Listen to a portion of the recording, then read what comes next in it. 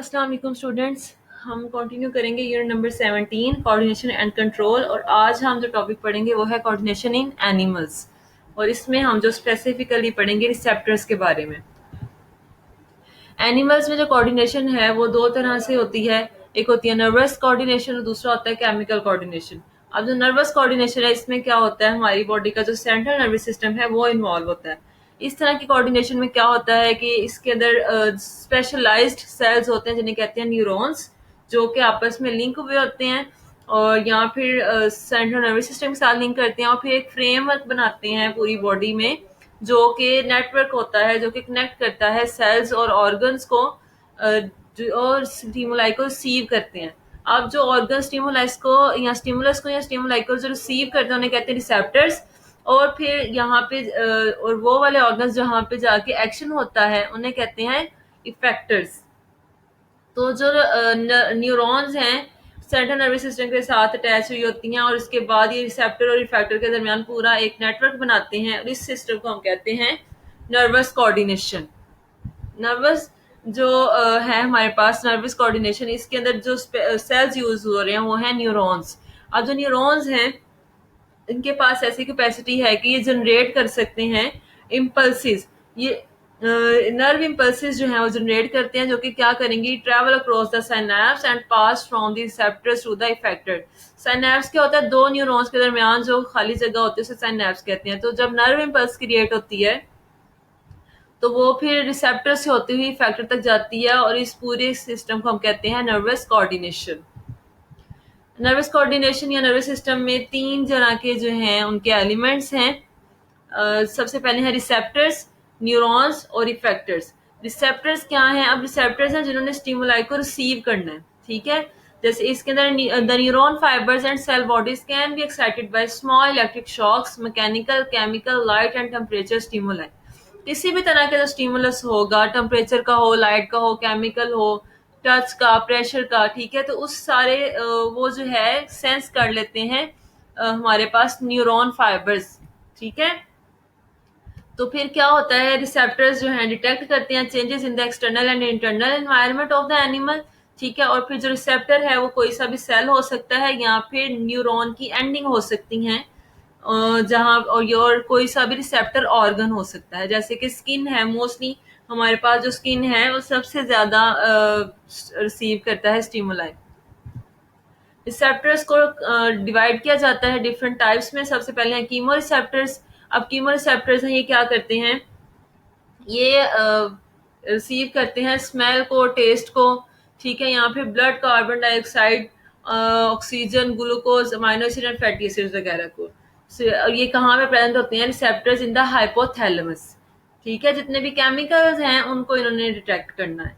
Mechano receptors जो हैं ये डिटेक्ट करते हैं स्टिमुलाई हो, अगर टच का, प्रेशर का, हेयरिंग का एंड इक्विलिब्रियम का। ये इनके अंदर किस तरह के हो सकते हैं, ये फ्री नर्व एंडिंग्स हो सकती हैं डिफरेंट ऑर्गन्स में, या फिर एक्सपेंडेड लिप एंडिंग्स हो सकती है न्यूरॉन्स की, या फिर स्ट्रे एंडिंग्स, मतलब अनडिफरेंशिएटेड जो हैं वो एंडिंग्स होती हैं न्यूरॉन्स की। उनके जो सिरे हैं ना वो अनडिफरेंशिएटेड होते हैं। फोटो रिसेप्टर्स क्या होते हैं, इलेक्ट्रोमैग्नेटिक रिसेप्टर्स हैं, ये क्या करते हैं, ये लाइट को और लाइट के स्टिमुलस को रिस्पॉन्ड करते हैं। फॉर एग्जांपल हमारी जो आईज में रॉड्स एंड कोन्स हैं ये फोटो रिसेप्टर्स हैं। थर्मो रिसेप्टर्स जो हैं ये फ्री नर्व एंडिंग्स होती हैं और ये रिस्पॉन्स शो करती हैं सर्दियाँ, गर्मियाँ, कोल्ड, मतलब किसी भी तरह के टेम्परेचर में। और नोसी रिसेप्टर्स क्या होते हैं, इनकी अनडिफरेंशिएटेड एंडिंग्स हैं, ये क्या करती हैं, सेंसेशन ऑफ पेन, ये जो हमें पेन महसूस होती है, जो हमें दर्द महसूस होता है, वो नोसी रिसेप्टर्स से होता है। अब हर तरह की जो भी सेंसेशन है उसको हम कहते हैं मोडेलिटीज ऑफ सेंसेशन, जैसे कि पेन, टच, साइट, इस सारे को हम कहेंगे मोडेलिटीज ऑफ सेंसेशन। अब इससे ऐसा भी है कि डिफरेंट मोडेलिटीज ऑफ सेंसेशन है, हमें हर तरह की सेंस है डिफरेंट होती है, लेकिन जो नर्व्स हैं उनका काम सिर्फ ये है कि उन्होंने इम्पल्सिस को ट्रांसमिट करना है, ठीक है। इसके अलावा हम देखते हैं कि बहुत सारे रिसेप्टर्स ऐसे हैं जो कि इंटरनल ऑर्गन्स के मैकेनिकल कंडीशंस को भी रिस्पॉन्ड करते हैं।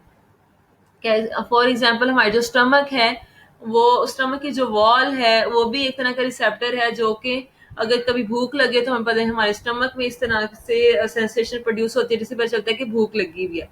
तो ये उसके अंदर हमारे इंटरनल ऑर्गन्स के रिसेप्टर्स हैं। इसके अलावा स्ट्रेच रिसेप्टर्स हैं, कहाँ पे होते हैं ये, करोटिड एंड एओर्टिक आर्टरीज में, और टेट्रापोड्स में have important role in the regulation of blood pressure में इनका रोल है। इसके अलावा एंडिंग्स विद सिमिलर प्रॉपर्टीज, इसी तरह के जो रिसेप्टर्स हैं वो ब्रैकियल वेजल्स ऑफ फिशेज में भी पाए जाते हैं। अब क्वेश्चन ये बनता है कि अगर नर्व ने न्यूरॉन से सिर्फ नर्व इम्पल्स ही ट्रांसमिट करनी है तो फिर हमें डिफरेंट तरह की सेंसेशन क्यों महसूस होती है। तो इस क्वेश्चन का आंसर ये है कि जितने भी नर्व ट्रैक्ट हैं, जो भी हमारे न्यूरॉन सेल्स हैं, जो भी रिसेप्टर सेल्स हैं, इनका सेंट्रल नर्वस सिस्टम में जाके फिर स्पेसिफिक पॉइंट पे इन्होंने एंड होना होता है। जैसे ब्रेन के पार्ट है ना डिफरेंट, तो ब्रेन के different part different functions perform करते हैं, ठीक है। तो हर तरह का जो सेंसेशन होगा वो नर्वस सिस्टम में जो पॉइंट है उसका, उससे डिटरमिन किया जाता है। सो touch stimulus is carried by nerve impulse in the touch area of the brain. तो जो टच का स्टिमुलस होगा वो ब्रेन के उस पार्ट पे जाएगा जहाँ पे टच के लिए हमारे पास ब्रेन ने फंक्शन परफॉर्म करना है। इसके अलावा जो आईज हैं, आईज के जो फाइबर्स हैं जिन्हें कहते हैं रेटिना, वो terminates in the visual cortex of the brain. तो ब्रेन के उस हिस्से में जाएंगे जहां से हमें नजर आने का फंक्शन परफॉर्म होता है। More over, each receptor organ is specialized to receive a particular type of stimulus and this is carried to particular area of the brain। वही बात के ना हमारे जितने भी रिसेप्टर ऑर्गन्स हैं उन सबके पास एक खास किस्म का स्टिमुलस रिसीव करते हैं वो, और फिर एक ब्रेन के खास एरिया में ही जाके पहुंचाते हैं। Working of sensory receptors with special reference to the skin. अब जो स्किन है इसमें तीन तरह की सेंसरी एंडिंग्स होती हैं, तीन तरह के रिसेप्टर्स होते हैं। अब जो हमारे पास स्किन है इसके ऊपर 5 डिफरेंट सेंसेस जो हैं वो हम महसूस कर सकते हैं, जैसे कि टच की है, pressure, heat, cold and pain. ये पांचों की पांचों सेंस हमें स्किन के ऊपर ही महसूस होती हैं। सबसे पहले जो सेल्स हैं वो situated at the base of hair, हमारे जो जिस्म पे जो बाल होते हैं उनकी बेस में ये प्रेजेंट होते हैं, और ये क्या करते हैं, hair and organs receive touch stimulus. हमें जो टच है वो हमारे पास जो हेयर है उनकी वजह से ही होता है। इसके बाद है मेजनर कार्पसल्स, ये एनकैप्सुलेटेड एंडिंग्स हैं, मतलब कि उनकी फ्री एंडिंग्स नहीं है नर्व्स की, न्यूरॉन्स की ऊपर से उनके ऊपर कैप्सूल है।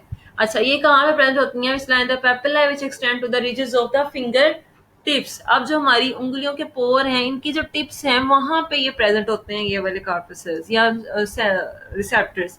ये क्या करेंगे, ये किस तरह के होते हैं, spiral and must twisted endings होती हैं इनके अंदर, each of which ends in a knob. और ये हमारे पास रिसेप्टर हैं टच के, हमें अपने हल्की सी भी कहीं पे टच हो फिंगर में तो हमें महसूस होती है सेंसेशन। इसके बाद है पैसिनियन कार्पसल्स, ये हैं ये स्किन के काफी अंदर जाके होते हैं, situated quite deep in the body. These are also encapsulated neuron endings and receive deep pressure stimulus। अब जो प्रेशर है, हमें अपनी बॉडी के ऊपर किसी भी तरह का प्रेशर फील होता है तो उसका जो स्टिमुलस है वो पैसिनियन कार्पसल्स जो है वो पहुंचाते हैं ब्रेन तक। और ये हमारे ज्यादातर जो है हमारी लिम्स में प्रेजेंट होता है, बाजू और टांगों में हो सकता है, और ये हमारे पास वाइब्रेशंस हो तो उसको भी महसूस करता है। अब जो स्टिमुलस की इंटेंसिटी है कि कितना ज्यादा स्टिमुलस है, कितना प्रेशर है, कितनी कोल्ड है, कितनी हीट है, ये डिपेंड करेगा हमारे पास। हमें ये पता कैसे चलेगा, हमें ये पता चलता है कि अगर रिपीटेडली इम्पल्सेस जो हैं कंडक्ट हो रही हो, ठीक है, बार बार इम्पल्स जाए ब्रेन के पास, या फिर ज्यादा फाइबर्स जो हैं, नर्व फाइबर्स या न्यूरॉन के जो फाइबर्स हैं वो ज्यादा इम्पल्सिस को सेंट्रल नर्वस सिस्टम तक लेके जाए, मींस ब्रेन तक लेके जाए। तो जो इस तरह डिफरेंट रिसेप्टर्स की डिफरेंट होती है उनकी अबंडेंस। जैसे कि पेन के जो रिसेप्टर्स हैं वो 27 times more abundant than cold receptor. Cold receptor से 27 गुना ज्यादा होते हैं। अब जो कोल्ड रिसेप्टर्स हैं ये 10 गुना ज्यादा होते हैं हीट या फिर टेम्परेचर के रिसेप्टर से। तो हर तरह के जो रिसेप्टर्स हैं उनकी जो हमारे पास फाइबर्स हैं वो रिसेप्टर्स जो हैं वो अबंडेंट है, ठीक है। और रिसेप्टर्स जो हैं एक जैसे डिस्ट्रीब्यूट नहीं हुए होते हमारी बॉडी के ऊपर। फॉर एग्जांपल जो टच रिसेप्टर्स हैं ये हमारी फिंगर टिप्स पे ज्यादा होते हैं या हमारी बैक वाली स्किन से, ठीक है। As might be expected view of the normal function of those two parts of the body. कि मतलब अब हमें पता है कि बैक पे तो इतने ज्यादा हमें महसूस नहीं होते जितने मतलब टच की जो है हम अपने हाथों से ज्यादा महसूस कर सकते हैं।